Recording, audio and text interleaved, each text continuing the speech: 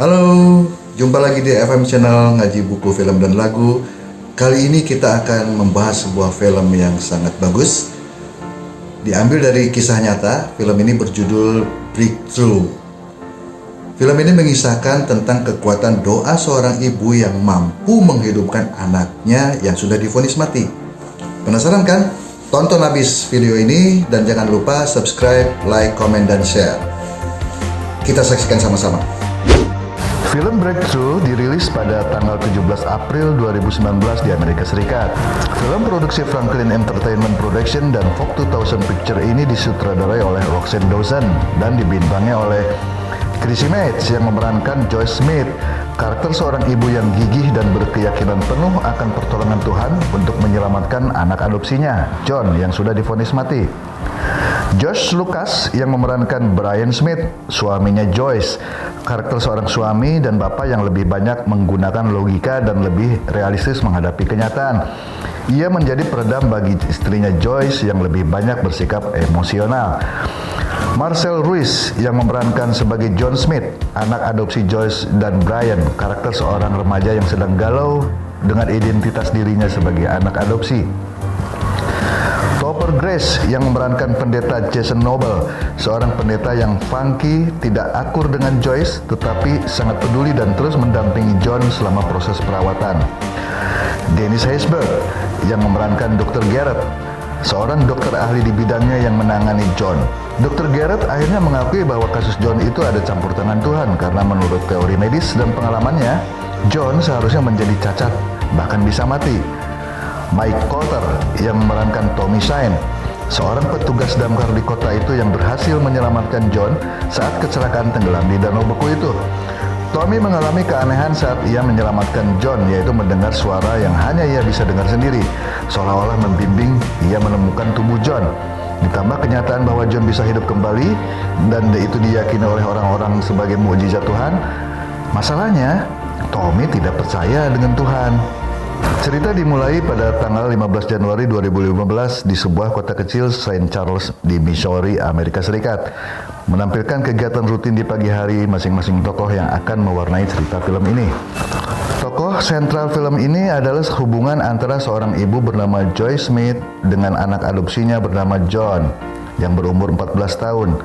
Jago main basket di sekolahnya, tetapi sedang dilanda kegalauan dengan status sebagai anak adopsi. Di sisi lain, Josh berusaha menunjukkan kasih sayangnya. Bahkan ia membacakan doa sebelum makan pagi dengan kata-kata yang ditujukan untuk John. Doanya sebagai berikut, Tuhan, meskipun dia mengesalkanku setiap waktu, aku bersyukur untuk anakku, karena kau telah menciptakannya untuk satu tujuan. Hanya engkau saja yang tahu. Tanggal 19 Januari 2015, John bermain dengan kedua temannya Josh dan Rhaegar di sebuah danau yang sudah beku. Di sini, tiga anak itu terperosok ke dalam danau saat lapisan esnya pecah. Josh dan Rhaegar berhasil selamat, sedangkan John tenggelam. Seorang bapak yang melihat kejadian itu menelpon petugas keamanan dan dimulailah misi penyelamatan. Tommy Shine, petugas penyelamat itu berhasil mengangkat tubuh John dari dasar danau beku dan segera membawanya ke rumah sakit. Petugas medis di rumah sakit itu berusaha keras memberi pertolongan pada John, tetapi John tidak memberikan respon apapun. Sehingga dokter di rumah sakit itu memvonis John sudah meninggal. Joyce meratap dalam kesedihan. Ia berdoa dengan suara lantang, Tuhan, aku membutuhkanmu sekarang. Berilah nafas kehidupan untuk John. Ia ucapkan permohonan itu berkali-kali sambil menangis. Dan ajaibnya, ada respon dari John, sekalipun itu sangat lemah sekali. John selanjutnya dikirim ke rumah sakit Cardinal Granol di pusat kota dan ditangani oleh seorang dokter ahli bernama Dr. Garrett, seorang ahli dalam kasus-kasus orang tenggelam. 20 Januari 2015, 18 jam setelah kejadian kecelakaan John berhasil melewati malam itu dengan terus didampingi oleh Joyce dan Jason, pendeta di mana keluarga Smith sebagai jemaatnya. Segera saja kasus John menjadi perhatian orang-orang di seluruh kota itu. Joyce terus berada di sisi John dengan keyakinan penuh tanpa ada keraguan bahwa John akan sembuh, hingga suatu ketika ia mengajak ngobrol John yang sedang koma, dan tangan John bereaksi meremas tangan Joyce. John mendapat dukungan penuh dari teman-teman sekolahnya yang datang menjenguk, termasuk Josh dan Rager. Teman-teman John membuat akun khusus di Facebook dengan judul Pray for John yang langsung viral. Ada momen di mana saat itu Joyce mendengar orang tua salah seorang teman John yang berkata bahwa John bisa saja tidak selamat. Joyce mendadak marah dan berkata kepada orang-orang di situ untuk tidak berbicara negatif tentang John. Joyce sampai pada titik di mana ia berpendapat bahwa karena ialah John bisa bertahan sampai detik itu. Brian, sang suami, mengingatkan agar Joyce jangan bertindak sombong. 21 Januari 2015, 42 jam setelah kecelakaan John, Joyce menyadari kesombongannya. Setelah diingatkan juga oleh pendeta Jason, Joyce kembali berbicara kepada Tuhan meminta maaf atas kesombongannya dan ia menyerahkan sepenuhnya kepada Tuhan tentang kelangsungan hidup John. Joyce memutuskan untuk membangunkan John dengan paksa sekalipun resikonya John akan mengalami cacat. Keputusan ini diambil karena dalam kondisi dibantu oleh alat-alat pun, John tidak banyak perubahan, bahkan diserang demam tinggi pengaruh dari obat-obatan dan antibodi.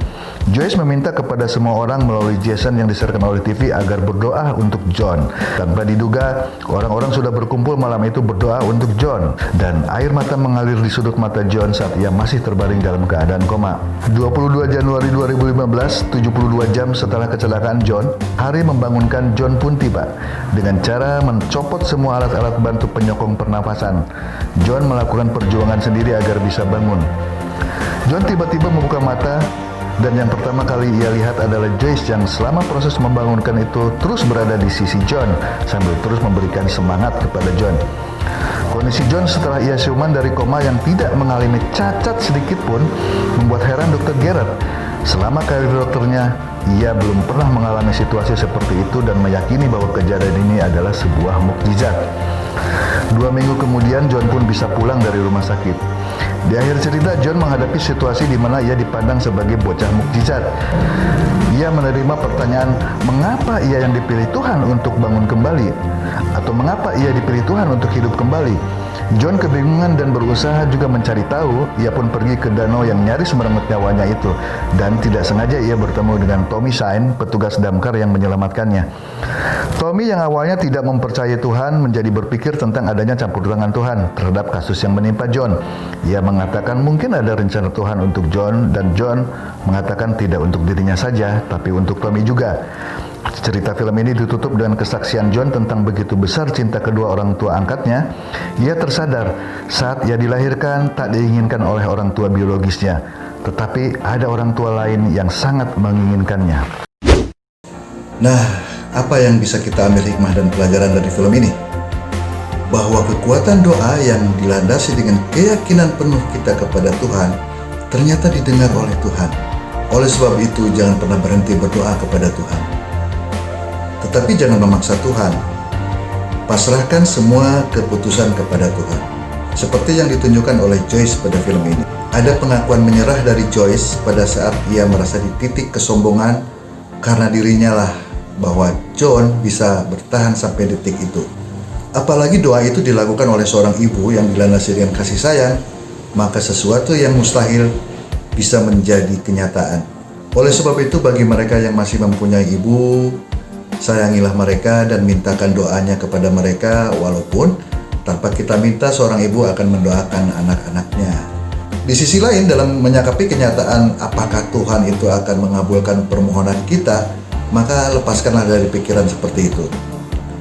Karena selamanya kita tidak akan pernah tahu. Rahasia Tuhan adalah miliknya. Rencana Tuhan adalah urusan Tuhan sendiri. Manusia tidak akan pernah mampu untuk mengetahuinya. Manusia hanya bisa berdoa dan berharap. Ini diperlihatkan oleh karakter John dan Tommy pada saat mereka mencari tahu jawabannya dan berujung kepada kata, "Aku tidak tahu." Oke, demikianlah episode kali ini. Dan bagi mereka yang ingin menonton film secara lengkap, saya cantumkan link di deskripsi di bawah. atau Anda bisa mencari sendiri di situs-situs film. Dan jangan lupa subscribe, like, komen, dan share agar kami bisa menghasilkan konten-konten yang bermanfaat. Terima kasih, sampai jumpa. Salam